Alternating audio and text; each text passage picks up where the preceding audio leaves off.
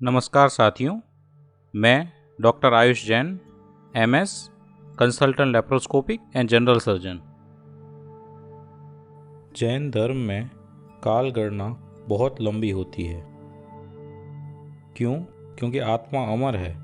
आत्मा शाश्वत तत्व है। किसी ने ना उसे बनाया है और ना ही कोई उसका नाश कर सकता है। काफ़ी लोगों का मानना है कि भगवान महावीर, जो आज से लगभग 2500 वर्ष पूर्व हुए, तब से जैन धर्म की शुरुआत हुई। पर जैन धर्म की मान्यता अनुसार ऐसा नहीं है। जिस प्रकार सनातन धर्म की मान्यता अनुसार सनातन धर्म अनादि अनंत है, ठीक उसी प्रकार जैन धर्म भी अनादि अनंत है। फिर भी अगर काल चक्र की दृष्टि से बात करें तो इस काल चक्र के भाग में कुल 24 तीर्थंकर हुए हैं। यह तीर्थंकर कौन होते हैं? तीर्थंकर प्रभु आप और मेरी तरह ही एक मनुष्य होते हैं। फर्क सिर्फ इतना होता है कि उनका आत्मा पूरी तरीके से निरावरण हो चुका है, इसलिए उन्हें केवल ज्ञान होता है। केवल ज्ञान यानी कि only and absolute knowledge, that is fully enlighten stage of the soul.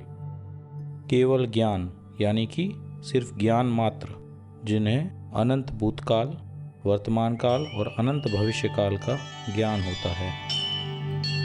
किसी भी जीव का भूत, भविष्य और वर्तमान वो जानते हैं। क्यों? क्योंकि यह आत्मा का सहज स्वभाव है। तीनों लोक, देवलोक, मनुष्यलोक, नरकलोक का संपूर्ण ज्ञान प्रत्येक जीव के अनंत भव भूतकाल के और प्रत्येक जीव के अनंत भव भविष्य काल के वह जानते हैं। क्यों? क्योंकि आत्मा ज्ञाता दृष्टा स्वभाव का है और यह आत्मा का सहज स्वभाव है। यह ज्ञान में कोई प्रयत्न नहीं है। कोई भी जीव या व्यक्ति जब उनके पास आता है तो वह उन्हें ज्ञान यानी कि करेक्ट अंडरस्टैंडिंग देते हैं। तीर्थंकर प्रभु का और भी बहुत सारा वर्णन है, पर मैं अभी यहाँ विषयांतर नहीं करना चाहता। पहले तीर्थंकर श्री ऋषभदेव स्वामी हुए, दूसरे अजितनाथ स्वामी हुए। दूसरे तीर्थंकर के समय में एक राक्षस द्वीप हुआ करता था। उस द्वीप का नाम राक्षस द्वीप था। वहाँ पर मनुष्य रहते थे और वह मनुष्य राक्षस कहलाए। राक्षस, यह शब्द सुनते ही हमारे मन में क्या आता है? मोटे, बेडोल, सिर पर सींग वाले और बड़े बड़े दांत और नाखून वाले नरभक्षी जैसी शक्ल वालों को हम राक्षस जानते हैं। पर नहीं, यह वंश का नाम राक्षस वंश था और वह राक्षस लोग भी हमारी तरह ही मनुष्य थे और राक्षस नाम के द्वीप पर रहने के कारण वे राक्षस कहलाए। इस वंश में एक महापराक्रमी राजा हुआ जिसका नाम था महाराक्षस, और यह राजा के नाम पर से राक्षस वंश का नाम पड़ा। और रामायण में आगे चलकर हम जो रावण की बात करने वाले हैं, वो रावण भी इसी राक्षस वंश का था। रावण की असंख्यात पीढ़ियों पहले यह महाराक्षस नाम का राजा हुआ था। एक बार वह अपनी रानियों के साथ कमलों से आच्छादित रमणीय वाटिका में स्नान के लिए गया। वन और उपवन सुंदर फूल और फलों से आच्छादित थे और वसंत की ऋतु में प्रकृति अपने पूर्व बहार में खिली हुई थी। वन क्रीड़ा करते करते सूर्यास्त हो चला और कमल की पंखुड़ियां बंद होने लगी। इसी समय महाराक्षस ने एक कमल के भीतर मरा हुआ भंवरा देखा और योगानुयोग उसे विचार हुआ कि कमल के रस में आसक्त होने के कारण यह भंवरे की यह स्थिति हुई है। ऐसी इच्छा जो मृत्यु को आमंत्रित करे, उसे धिक्कार है। फिर उसे विचार हुआ कि यह भंवरा तो सिर्फ रसना इंद्रिय की लालच में मृत्यु शरण हुआ और मैं तो पांचों इंद्रियों के भोग में व्यस्त हूँ, और यह भंवरा तो अज्ञानी तिर्यंच है और मैं तो मनुष्य हूँ, तो मेरा क्या होगा। तिर्यंच यानी कि पशु, पक्षी, कीट पतंगे वगैरह तरह के जीव तिर्यंच कहलाते हैं। यह भौरा तो तिर्यंच है, मैं तो मनुष्य हूँ, तो मेरा क्या होगा। यह भोग शहद से लिपटी हुई तलवार को चाटने जैसा है, जिसके चाटते ही जीभ कट जाती है। इस प्रकार के गहरे चिंतन में महाराक्षस मग्न था और योगानुयोग वन में शुद्ध सागर मुनिराज पधारे। उनकी कांति से दिशाएं दैदीप्यमान थीं। राजा के सेवकों ने मुनिराज को देखा और महाराक्षस को मुनिराज के आगमन की सूचना दी। महाराक्षस मुनिराज के चरणों में नतमस्तक हुआ और अपना चिंतन और मंथन उनको दर्शाया और धर्म का स्वरूप पूछा। मुनिराज ने कहा कि जो मनुष्य काम के सेवन में सम्यकत्व से भ्रष्ट हो जाते हैं और संसार के समुद्र में वो अनंत काल तक परिभ्रमण करते हैं। महाराक्षस के हृदय में वैराग्य का भाव प्रज्वलित हुआ, उत्सुकता बढ़ी और उसने अपना पूर्व भाव पूछा। अवधि ज्ञानी मुनिराज ने कहा कि हे राजन, आज से 5 भव पूर्व तू भरत क्षेत्र में एक दंपति का प्रीति नाम का पुत्र था। एक बार नगर के राजा ने मंदिर में जिनेश्वर प्रभु की भक्ति और पूजा में पूरे नगर को आमंत्रित किया। तू भी उस पूजा में गया हुआ था। पूजा में सब प्रभु का जय जयकार कर रहे थे। तेरे हृदय में भी प्रभु की उत्कट भक्ति के भाव उठे और तू प्रभु की भक्ति में भाव विभोर होकर नाचने लगा और उससे जो पुण्य का बंध हुआ, उसके फल स्वरूप मृत्यु के बाद तू देवलोक में यक्ष देव हुआ और एक बार आकाश मार्ग से गमन करते हुए तूने देखा कि एक शत्रु राजा नगर के मुनियों के ऊपर उपद्रव कर रहा है और तूने यह मुनियों की उन शत्रुओं से रक्षा की।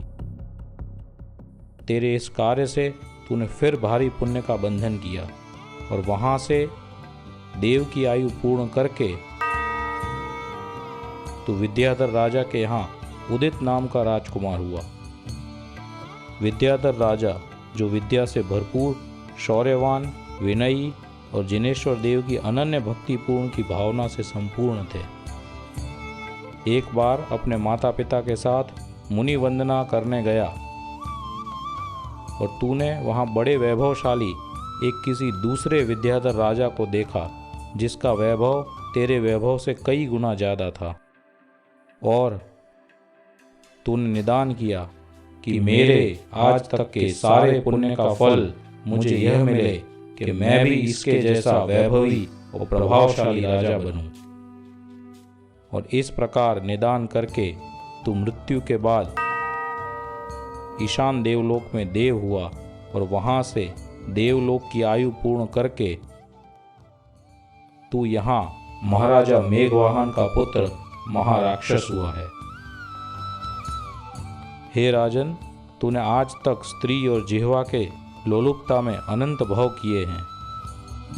सोच राजन, तू आज जिस भोगों को भोग रहा है उससे कई गुना ज़्यादा भोग तू करोड़ों वर्षों तक देवगति में भोग के आया है, फिर भी तेरी भोग लालसा शांत नहीं हुई। तू पहले भी अतृप्त था, तू आज भी अतृप्त है। इसलिए अब भोगों की अभिलाषा छोड़ और वीतराग मार्ग को धारण कर। तेरा जीवन अब अधिक नहीं बचा है। अपने आत्म स्वरूप को जान और शाश्वत सुख की प्राप्ति कर। इस प्रकार मुनि के वचनों से वैराग्यपूर्ण महाराक्षस ने संसार का त्याग कर कर अपने ज्येष्ठ पुत्र को राज सिंहासन देकर दीक्षा धारण करी। दीक्षा पर्यंत जिनेश्वर की उत्तम आराधना भक्ति से उसकी चेतना विशुद्ध हुई और स्वयं को जानकर और समस्त कर्मों का क्षय करके महाराक्षस ने मोक्ष प्राप्त किया। तत्पश्चात महाराक्षस का पुत्र कई वर्षों तक राज्य करके अपने पुत्र को अपने उत्तराधिकारी घोषित करके उसने भी दीक्षा ले ली और स्वयं के स्वरूप को जानकर और कर्मों का क्षय करके वह भी मोक्ष को प्राप्त हुआ। इस प्रकार यह परंपरा चलती रही और महाराक्षस के बाद असंख्यात राजा राक्षस वंश में हो गए।